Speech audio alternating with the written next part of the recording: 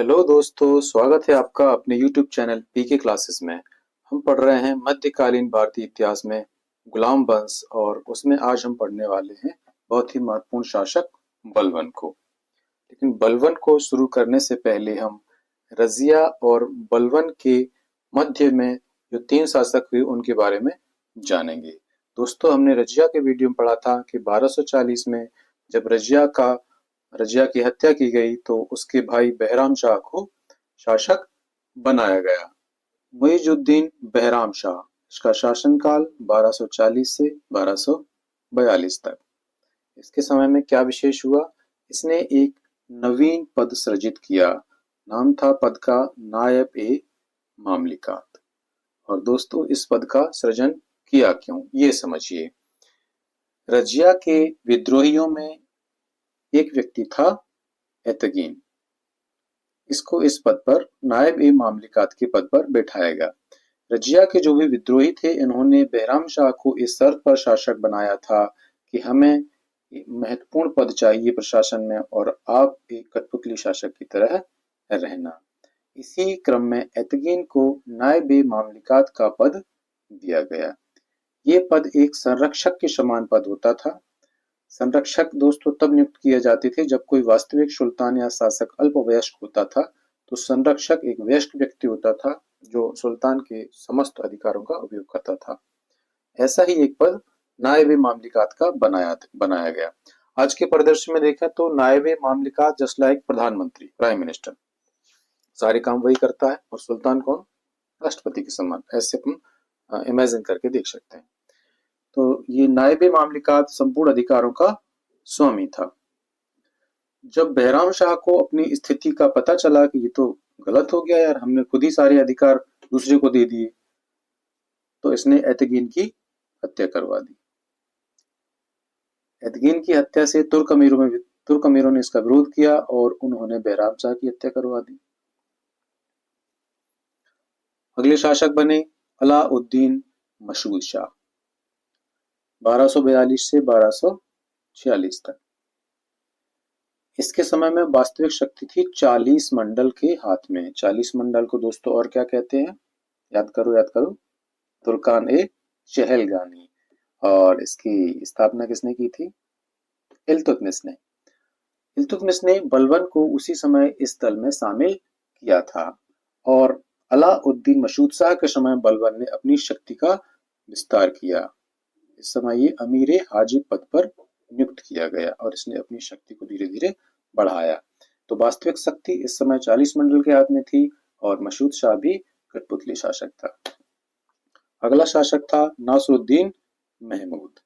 ये भी कठपुतली शासक ही था। ये तीनों कठपुतली शासक थे, वास्तविक शक्तियां किसी और के हाथ में थी। बहराम शाह के समय शक्ति थी एतगीन के हाथ में, अलाउद्दीन मशहूद शाह के समय शक्ति थी 40 मंडल के हाथ में और नासिरुद्दीन महमूद के समय वास्तविक शक्ति थी बलबन के हाथ में। क्योंकि नासिरुद्दीन महमूद के समय बलबन को नायब ए मामलिकात का पद दिया गया था। नासिरुद्दीन महमूद के ऊपर एक किताब लिखी गई है तबकाते नाशरी और इसके लेखक हैं मिनहाजुद्दीन सिराज। इसको मिनहाज सिराज भी कहते हैं। इस पुस्तक में नासिरुद्दीन महमूद के समय की घटनाओं का पूरा वर्णन है।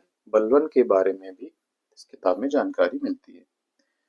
महमूद की एक आदत थी कि वह कुरान की नकल किया करता था।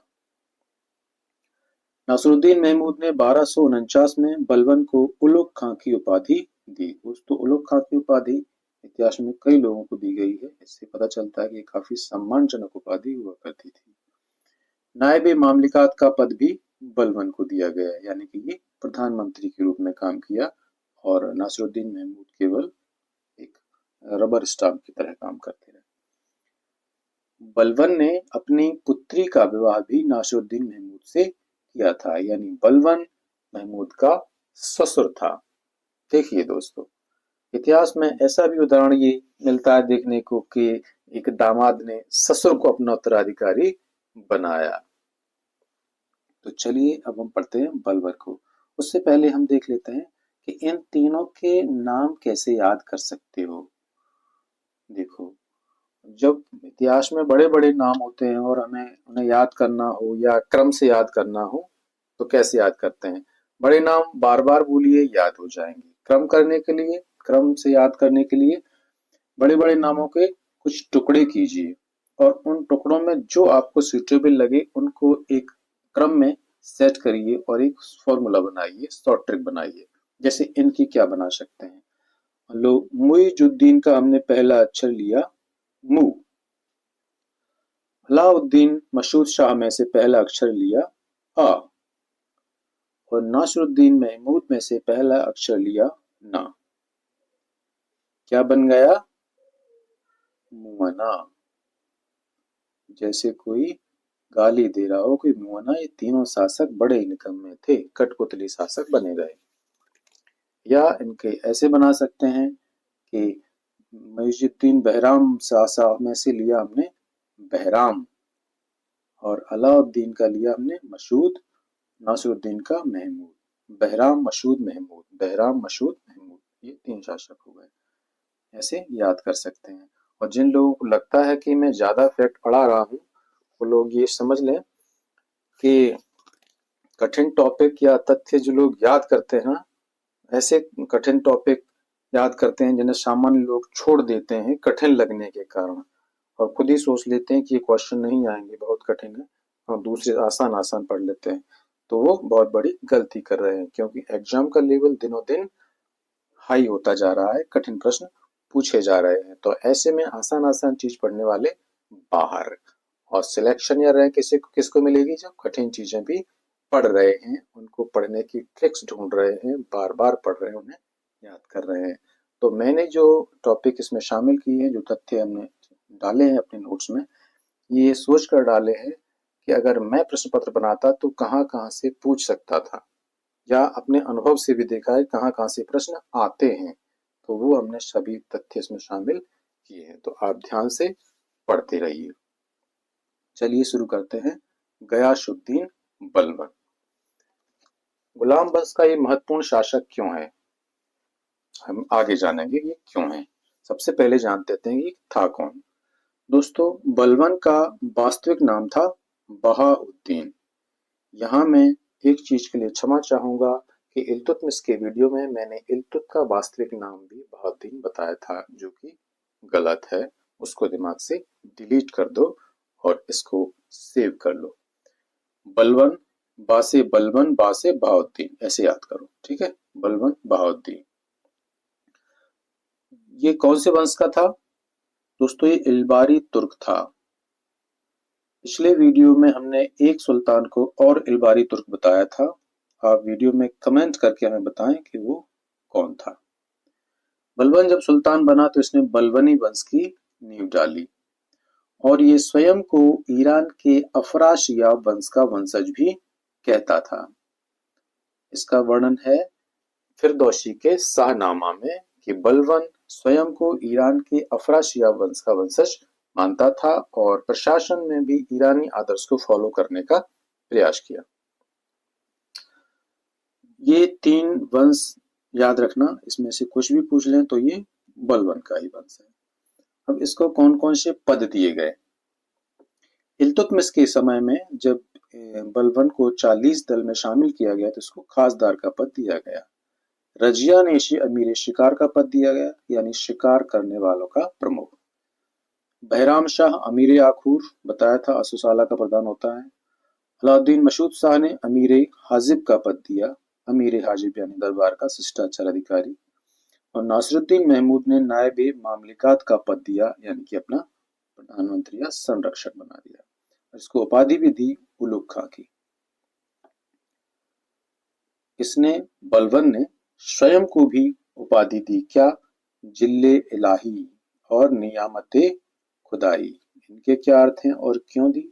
जिल्ले इलाही का अर्थ होता है ईश्वर की छाया, और नियामते खुदाई का अर्थ है ईश्वर का प्रतिनिधि। बलबन ने कहा था कि सुल्तान पृथ्वी पर ईश्वर की छाया और ईश्वर का प्रतिनिधि है, इसलिए इसने स्वयं को जिल्ले इलाही और नियामते खुदाई की उपाधियां प्रदान की। दोस्तों, बलबन प्रारंभिक जीवन में इल्तुतमिश का गुलाम था, और बलबन को इल्तुतमिश ने ही 40 मंडल के दल में शामिल किया था। बलबन के शासनकाल की बात करें तो जो नासिरुद्दीन महमूद का शासनकाल है 1246 से 1265 तक, उसमें ये बलबन नायब मामलिकात के पद पर रहा, प्रधानमंत्री के रूप में शासन कार्य किया और 1265 से 87 के बीच वास्तविक सुल्तान के रूप में रहा। तो इस लंबी अवधि में बलबन ने शासन किया और लंबी अवधि में जब शासन किया तो शासन को बेहतर प्रबंधन का इसको अवसर मिला। और क्या प्रबंधन किया, चलिए देख लेते हैं। शासन प्रबंधन के क्षेत्र में बलबन की महत्वपूर्ण उपलब्धियां हैं। पहली उपलब्धि है राजत्व का सिद्धांत। राजत्व का सिद्धांत क्या था, देख लेते हैं। राजत्व के सिद्धांत की पहली महत्वपूर्ण नीति थी रक्त और लौह की नीति। लौह अर्थात तलवार, रक्त यानी मार काट करना। इसने हिंसा की नीति अपनाई और इसने सुल्तान का निरंकुश होना आवश्यक बताया। राजत्व का दैवीय सिद्धांत का प्रतिपादन किया बलबन ने, जिसका अर्थ था कि सुल्तान पृथ्वी पर ईश्वर का प्रतिनिधि है। उसका ये कथन भी है, कोट किया है, सुल्तान पृथ्वी पर ईश्वर का प्रतिनिधि है और उसका स्थान केवल पैगंबर के बाद आता है, यानी कि प्रथम पर पैगंबर और दूसरे स्थान पर सुल्तान होगा। अब बलबन ने इस अपने राजत्व के सिद्धांत को मूर्त रूप में कैसे प्रदर्शित किया? इसने अपनी प्रतिष्ठा को बढ़ाया। शाही अंगरक्षक लंबे चौड़े तलवारधारी इसने तैनात किए जो हमेशा इसके आसपास रहते थे। ये अत्यंत गंभीर मुद्रा में रहने लगा। सामान्य लोगों से बातचीत करना बंद कर दिया, केवल विशेष और उच्च प्रतिष्ठा पद प्राप्त लोगों से ये बात करता था, सामान्य लोगों की पहुंच से बाहर था। इसने दरबार में मुस्कुराने हंसने पर प्रतिबंध लगा दिया। खुद भी गंभीर रहता था, दूसरों को भी गंभीर ही रहना पड़ता था। सुल्तान के अभिवादन के लिए इसने नया चलन चलाया, सजदा और पाबोस। सजदा यानी सुल्तान के सामने सिर झुकाकर अभिवादन करना और पाबोश का अर्थ था पांव चूमना। उसने ईरानी आदर्श के रूप में ईरानी उत्सव नौरोज मनाना प्रारंभ किया। नौरोज का अर्थ होता है नया दिन और ये ईरानी नव वर्ष का पहला दिन होता है जो बसंत के आगमन के आसपास पड़ता है। दोस्तों, मेरे नोट्स की हर एक लाइन में एक संभावित प्रश्न है, तो सभी ध्यान से पढ़ें, समझें और एक दूसरे में लिंक जोड़ने का प्रयास करें ताकि चीजें उसी क्रम में समयबद्ध तरीके से याद हो सकें आपको। फिर आपको अलग से बहुत ज्यादा दिमाग लगाने की जरूरत नहीं पड़ेगी। बलबन ने खुद को शक्तिशाली बनाने के लिए 40 मंडल का दमन किया। जो भी व्यक्ति 40 मंडल में थे, छोटे छोटे अपराधों पर उसने उन्हें कड़ी कड़ी सजाएं दी और धीरे धीरे 40 मंडल का दमन हो गया। नायब मामलिकात का पद इसने समाप्त कर दिया गया क्योंकि इसको बहुत सारी शक्तियां प्रदान की गई थी और बलबन नहीं चाहता था कि सुल्तान के अलावा कोई भी व्यक्ति बहुत अधिक शक्तिशाली बने। इसने एक मजबूत गुप्तचर विभाग का गठन किया जिसको दीवाने वारिद भी कहते थे, ताकि उसके प्रांत की, राज्य की, दूर दराज की सभी महत्वपूर्ण सूचनाएं समय पर उसको प्राप्त हो सके और उनका सटीक समाधान कर सके। इसने एक सैन्य विभाग की स्थापना की। दोस्तों, बलबन पहला सुल्तान था जिसने एक पृथक सैन्य विभाग की स्थापना की जिसको नाम दिया दीवाने आरिज। तो क्या इसके पहले सेना नहीं होती थी? होती थी, लेकिन अलग विभाग नहीं था। दीवाने वजारत एक विभाग होता था, उसी के अंतर्गत सेना का संगठन भी होता था। तो इस तरह प्रश्न आता है कि बलबन एक पहला ऐसा सुल्तान था जिसने एक सैन्य विभाग की स्थापना की और व्यवस्थित सेना का संगठन किया। और किया क्यों? उस समय मंगोलों के बहुत आक्रमण होते थे, तो मंगोलों का सफलतापूर्वक आक्रमण कर सके इसलिए उसने इस विभाग का गठन किया। और दीवाने आरिश का जो प्रधान बनाया था वो बनाया था इमादुल मुल्क को। इसने मंगोल आक्रमण से राज्य की रक्षा के लिए पश्चिमी सीमा पर दुर्गों की एक श्रृंखला का निर्माण किया था। जैसा कि मैंने बताया कि हर एक लाइन में एक संभावित प्रश्न है। अगर पूछ लिया जाए कि किस सुल्तान ने पश्चिमी सीमा पर दुर्गों की श्रृंखला का निर्माण किया था तो बलबन। और वहां पर अपने पुत्र शहजादा मोहम्मद खां को नियुक्त किया गया था। ऐसे ही एक मंगोल आक्रमण में मोहम्मद खां की मृत्यु हो गई थी 1286 में। ये बलबन का एक काबिल पुत्र था, जिसकी मृत्यु के बाद बलबन काफी टूट गया था। चलिए आगे बढ़ते हैं। मोहम्मद खां के सानिध्य में दो कवियों का उदय हुआ, अमीर खुसरो और अमीर हसन। और मोहम्मद खां के बाद ये बलबन के सानिध्य में आ गए। और इन्होंने फिर कहते हैं कि अमीर खुसरो ने 7 सुल्तानों का काल देखा था। और एक संत और थे जिन्होंने 7 सुल्तानों का काल देखा, वो थे निजामुद्दीन औलिया। आगे हम उनके बारे में भी पढ़ेंगे। बलबन की नीति का एक हिस्सा ये भी था कि बलबन ने राजनीति में उलेमाओं के हस्तक्षेप को प्रतिबंधित कर दिया। दोस्तों, उलेमा कौन थे? इस्लाम धर्म के गुरु, जो धार्मिक गतिविधियों को संपन्न कराते थे और खुद को धार्मिक ज्ञाता कहते थे। ऐसे लोग राजनीति में भी हस्तक्षेप करते थे, लेकिन उस समय तक ये लोग भी भ्रष्ट हो चुके थे और अपने हित साधने का काम करते थे। बलबन ने कहा कि चलो जाओ, तुम अपना धर्म देखो, राजनीति हम संभाल लेंगे। कहते हैं कि बलबन एक न्यायप्रिय शासक था, किंतु हिंदुओं के प्रति उसने कठोर नीति अपनाई। इस कठोर नीति को हम एक कथन से समझ लेंगे।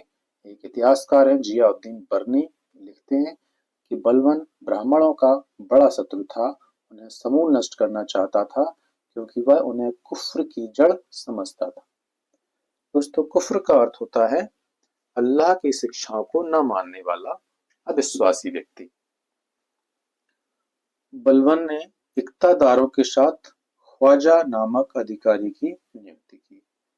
पिछली वीडियो में हमने देखा था कि इक्तादारी व्यवस्था को इल्तुतमिश ने लागू किया था और इक्तादारों का जो प्रमुख होता था वो मुक्ता कहलाता था, जो सभी व्यवस्था देखता था अपने इक्ता में। लेकिन धीरे धीरे उनमें भ्रष्टाचार पनपने लगा, तो इस भ्रष्टाचार को समाप्त करने के लिए ख्वाजा नामक नए अधिकारी की नियुक्ति की और इसको काम दिया गया कि वह इक्ताओं की आय व्यय का हिसाब ठीक से रखे। इस तरह इक्ताओं में दो पदाधिकारी नियुक्त किए गए, एक मुक्ता और एक ख्वाजा। और कह सकते हैं कि बलबन ने आंशिक द्वैध शासन लागू किया। अगर ऐसा प्रश्न आता है कि किसने आंशिक द्वैध शासन लागू किया था सल्तनत काल में, तो बलबन। बलबन के प्रशासन सुधार का अगला कदम क्या था? उसने प्रांतों को जिलों में बांटा, जिलों को कहा शिख, और उसमें एक शिखदार की नियुक्ति भी की थी। तो ये तो हो गया बलबन का शासन प्रबंधन। अधिकांश प्रश्न बलबन में से शासन प्रबंधन से संबंधित बनते हैं, तो इनकी हर एक लाइन को अच्छे से पढ़ना, समझना। आगे हम देखेंगे कि बलबन की सैनिक उपलब्धियां कोई विशेष नहीं थी, सैनिक उपलब्धियां, फिर भी हम देख लेते हैं कि बलबन की फिल्म की क्या क्या एक्शन सीन थे। चलिए देखते हैं। एक बात ध्यान रखना दोस्तों कि किसी भी गुलाम वंशी शासन ने कोई नवीन विजय हासिल नहीं की, चाहे कुतुबुद्दीन ऐबक हो, चाहे इल्तुतमिश या बलबन। सभी ने उन्हीं प्रदेशों की पुनर्विजय की जो मोहम्मद गौरी ने जीते थे, क्योंकि उन प्रदेशों में लगातार विद्रोह होते रहते थे। तो एक तरह से कह सकते हैं कि इन तीनों गुलाम शासकों ने केवल इनके क्षेत्र में हुए विद्रोहों का दमन किया, कोई भी नई विजय हासिल नहीं की। तो बलबन ने कौन कौन से विद्रोहों का दमन किया देख लेते हैं। इसमें दो विद्रोह इंपॉर्टेंट हैं। पहला है मेवातियों का दमन और दूसरा है बंगाल विद्रोह का दमन। अगर दमन में से प्रश्न बनते हैं बलबन के, तो ये दो में से ही बनेंगे। मेवाती थे दोस्तों, वर्तमान में मेवात जिला हरियाणा पड़ता है, लगभग उसी क्षेत्र में ये मेवाती रहते थे और ये झुंड बनाकर रहते थे और डाकुओं के रूप में ये लोगों को लूट लेते थे। जब बलबन सुल्तान बनने के अगले ही साल बलबन ने मेवातियों का दमन करने के लिए कूच किया और इनका बर्बरता से दमन कर दिया। इतिहासकार स्मिथ लिखते हैं कि लगभग 100 मेवातियों की खाल खिंचवाकर भूसा भरवा दिया गया और उनमें से कुछ को दिल्ली के प्रसिद्ध दरवाजों पर टांग दिया गया ताकि लोग दहशत में रहें और बलवन का खौफ खाएं, और भय बिन होत न प्रीत, इसलिए भय कायम किया। बलवन ने दोवाब के विद्रोह का दमन किया, कटेहर के विद्रोह का भी दमन किया, और बंगाल में 1279 ईस्वी में तुगरिल खान ने विद्रोह किया। ये नाम याद रखना है, मेवातियों का दमन, बंगाल में तुगरिल खां का विद्रोह का दमन। तुगरिल खां का जब पीछा किया बलवन ने, पहले तो तुगरिल लखनऊ छोड़कर भाग गया, फिर बलवन ने पीछा कर इसको पकड़ लिया और मार डाला। इतिहासकार बर्नी इस घटना के संबंध में लिखते हैं कि मुख्य बाजारों के दोनों ओर 2 मील सड़क पर खूंटियां गाड़कर तुगरिल के सहयोगियों को ठोक दिया गया, ताकि देखने वाले आतंक और घृणा से मूर्छित हो गए। दोस्तों, बलवन ने मंगोल आक्रमण का भी सफलतापूर्वक सामना किया। हमने पीछे देखा था कि ऐसे ही आक्रमण का सामना करते हुए 1286 में बलवन के पुत्र मोहम्मद खां की मृत्यु हो गई। और दोस्तों, बलवन ने जैसा अनुशासन प्रिय था और दरबार में जैसी उसने अपनी छवि बना रखी थी कि बहुत ही सख्त मिजाज था और हंसता नहीं था, गंभीर मुद्रा में रहता था, अपने पुत्र मोहम्मद खां की मृत्यु के बाद भी वो दरबार में ऐसा ही व्यवहार करता था। लेकिन जब एकांत में होता था, अपने कक्ष में होता था, तो फूट फूट कर रोता था। और दोस्तों, जो व्यक्ति अपनी पीड़ा, अपने कष्ट को व्यक्त नहीं कर पाता, उसका ये पीड़ा अंदर ही अंदर खाई जाती है, वो उसके लिए प्राण घातक सिद्ध होती है। ऐसा ही हुआ बलवन के साथ। वृद्ध तो था ही, पुत्र वियोग में 1287 में 80 वर्ष की आयु में बलवन की मृत्यु हो जाती है। और बलवन के शासन काल की समीक्षा करते हुए एक इतिहासकार ए.बी. हबीबुल्लाह लिखते हैं कि बलवन के शासन काल को सुदृढ़ता का युग कह सकते हैं। सुदृढ़ता यानी कि जो प्रशासन में सुदृढ़ता बलवन ने लाई, जिसके उसके पहले जो कि शिथिल हो चुकी थी, प्रशासन ढीला पड़ चुका था, बलवन ने उस प्रशासन में कसावट लाई। तो ऐसे ही हमें याद रखना है कि बलवन ने प्रशासन को सुदृढ़ किया। अब बलवन के उत्तराधिकारी कौन कौन थे देख लेते हैं। दोस्तों, एक बात बताइए मुझे कि ये जो बंगाल था, बंगाल में तुगरिल खान ने विद्रोह किया बलवन के समय। बंगाल में पहले विद्रोह हुए हैं, ऐबक के समय भी और इल्तुतमिश के समय भी हमने पढ़ाए थे। तो क्या आपको याद है, बता सकते हैं कि किस किसने विद्रोह किए थे? चलिए मैं बताता हूँ। ऐबक के समय था अली मर्दान खान, उसने विद्रोह किया था, इसके पास आया था मदद मांगने, उसने सहायता की, अली मर्दान ने इसके अधीनता स्वीकार की और कर देना स्वीकार किया। और इल्तुतमिश के समय कौन था बंगाल का शासक? हिसामुद्दीन ऐवाज। उसके बाद मलिक बल्का, दोनों ने ही विद्रोह किया और इल्तुतमिश ने दोनों का दमन भी किया था। दोस्तों, बंगाल पूरे सल्तनत काल में शासकों के लिए मुसीबत बना रहा। दिल्ली के लिए मुसीबत बंगाल हमेशा रहा है, और दोस्तों आज भी मुसीबत बना हुआ है बंगाल, है ना? क्योंकि ममता दीदी मोदी जी के लिए नई नई मुसीबतें खड़ी करती रहती हैं। खैर छोड़िए, उन इतिहास में चलते हैं ना, आज का जमाना भी देखेंगे, लेकिन अभी इतिहास पढ़ते हैं। अब देखते हैं बलवन के उत्तराधिकारी। बलवन के उत्तराधिकारी कौन थे? इसके 2 पुत्र थे। मोहम्मद खां जो 1286 में मर गया था, और एक पुत्र था बुगरा खां। बुगरा खां बंगाल का सूबेदार था। ये सुल्तान बनने का उत्तरदायित्व लेने के योग्य नहीं था, इसलिए बुगरा खां के पुत्र कैकुबाद को शासक बनाया गया 1287 और इसका शासन रहा 1287 से 1290 तक। जब ये सुल्तान बना, इसकी आयु थी मात्र 17 वर्ष। दोस्तों, कैकुबाद का पालन पोषण इसके दादा यानी बलवन ने किया था, और बलवन एक अनुशासन प्रिय व्यक्ति था। उसने कैकुबाद को भी कड़े अनुशासन में रखा, किन्हीं भी गलत गतिविधियों में इसकी संलिप्तता नहीं होने दी, यानी कि सुरा और सुंदरी से दूर रखा। लेकिन जैसे ही बलवन का अनुशासन हटा, यानी उसकी मृत्यु हुई, फिर ये मनमानी करने के लिए आजाद हो गया, और वैसे ही अमीरों की संगत भी मिल गई, जिन्होंने इसको बुरी कामों में संलिप्त करवा दिया, और ये विलासी और कामुक हो गया। और शासन प्रबंधन में कोई विशेष उपलब्धि हासिल नहीं की। कैकुबाद ने सेनापति के रूप में जलालुद्दीन फिरोज खिलजी को नियुक्त किया था। जलालुद्दीन फिरोज खिलजी आगे क्या करते हैं हम देखेंगे।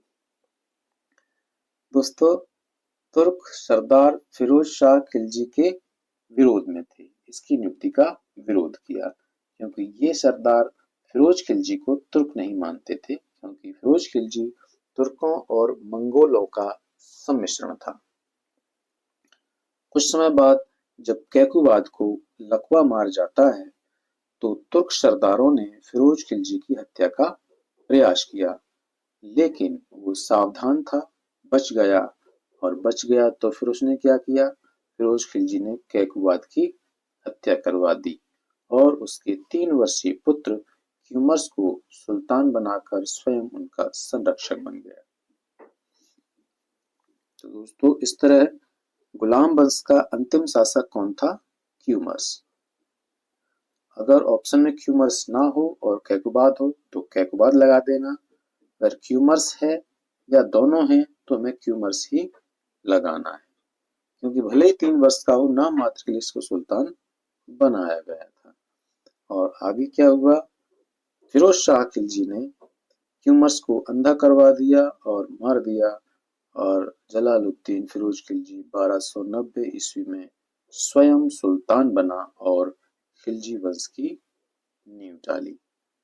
आगे हम पढ़ेंगे खिलजी वंश। तो दोस्तों, इसके साथ ही गुलाम वंश हमने पढ़ लिया है, जिसमें 3 महत्वपूर्ण शासक ऐबक, इल्तुतमिश और बलबन को हमने अच्छे से पढ़ा है, और आप इनका रिवीजन करते रहिए। आपको याद करने में परेशानी आ रही हो तो हमें अवगत कराएं, हम कुछ और ट्रिक्स या आसान भाषा में पढ़ाने की कोशिश करेंगे। जो महत्वपूर्ण तथ्य हो सकते थे वो हमने सभी शामिल करने का प्रयास किया है।